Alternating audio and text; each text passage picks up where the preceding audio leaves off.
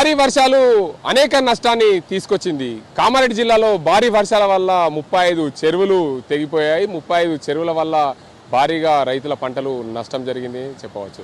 ప్రధానంగా సుమారు 64,000 మంది పైచీలుగా రైతుల పంట పొలాల్లో వరి పంట ఇతర పంటలు నష్టమయ్యాయి. చూడొచ్చు, మనం చిన్నమల్లారెడ్డి చెరువు వద్ద ఉన్నాం. చిన్నమల్లారెడ్డి చెరువు అనేక ప్రకృతి వైపరీత్యాలకు నిలయంగా మారింది. ఈ చెరువు తెగిపోవడం వల్లనే పూర్తిగా ఈ ప్రాంతం అంతా కూడా జలమయమని చెప్పచ్చు. కామారెడ్డి జిల్లాలో అతలాకితలం చేసింది ఈ చెరువు.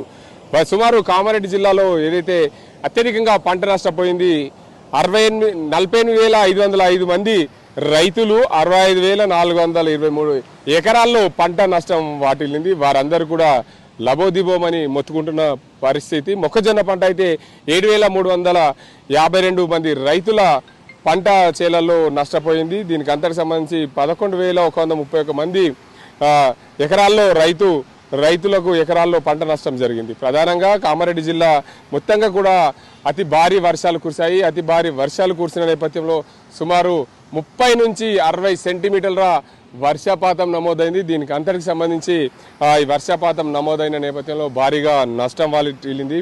పత్తి రైతులైతే 5,270 మంది పత్తి రైతులు 7,874 మంది ఎకరాల్లో నష్టం వాటిల్లింది. దీనికి అంతటికి సంబంధించి సోయాబీన్ అయితే 2,589 మంది రైతులు వేసిన నష్టపోయారు. దాంట్లో సుమారు 4,413 ఎకరాల్లో పంట నష్టం జరిగింది.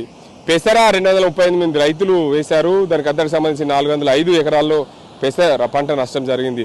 మినుములు అయితే 159 మంది వేశారు.